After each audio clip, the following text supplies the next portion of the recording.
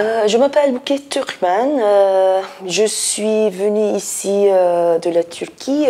Pendant une vingtaine d'années, j'ai enseigné à l'université Galatasaray. En ce moment, je suis à l'IEA avec mon projet qui porte sur les contre-mouvements. Qu'est-ce qui est un contre-mouvement? En fait, depuis le début de mon trajet académique, j'ai travaillé sur les mouvements sociaux, soit sur le mouvement islamiste, soit sur le mouvement de Gezi en Turquie. Et en ce moment, je travaille à partir de mon terrain en Turquie, mais en guise de faire une comparaison, bien sûr, avec d'autres cas d'études, je travaille sur les contre-mouvements qui sont en montée dans les sociétés gérées par les gouvernements néopopulistes.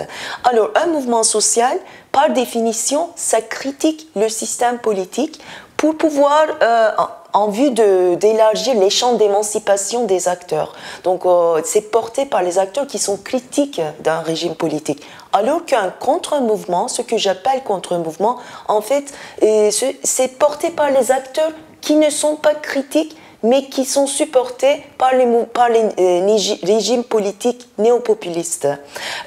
Donc, on a souvent étudié les régimes néopopulistes en se concentrant sur les gouvernements, sur les partis politiques, sur les acteurs politiques, alors que ce que je préfère, c'est de travailler la rue qui est investie par ces gouvernements, en interdisant certains de manifester dans les rues et en supportant certains autres pour qu'ils manifestent, non pas pour critiquer le système, mais pour supporter le système.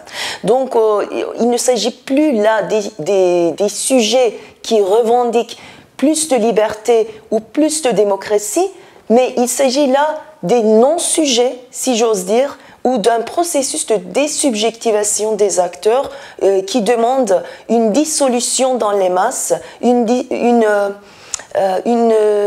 cohérence avec le système politique, et il demande aussi une soumission à un leader charismatique. Alors j'essaierai de comprendre les motivations par lesquelles ces acteurs sont dans la rue, et aussi je vais essayer de trouver une grille d'analyse pour essayer de trouver des niches de résistance à ce système néopopuliste qui vit en quelque sorte dans beaucoup de pays une dérive autoritaire de plus en plus forcée et de plus en plus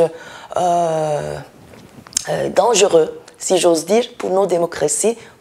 Dans beaucoup de sociétés, c'est le cas. Alors, mon projet ici, c'est de faire, à partir du terrain turc, je vais essayer de trouver une grille d'analyse de ces contre-mouvements, des acteurs de ces contre-mouvements, pour pouvoir l'adapter ensuite pour l'étude d'autres sociétés en guise de comparaison. Et en premier lieu, je vais travailler sur le Brésil en faisant des collaborations de recherche avec les sociologues brésiliens. Et ensuite, j'espère bien pouvoir étudier dans l'avenir d'autres sociétés qui sont gérées par les régimes néopopulistes à travers un investissement sur la rue, sur les manifestations de rue, non pas pour libérer les gens, les citoyens, mais pour pouvoir contrôler la rue.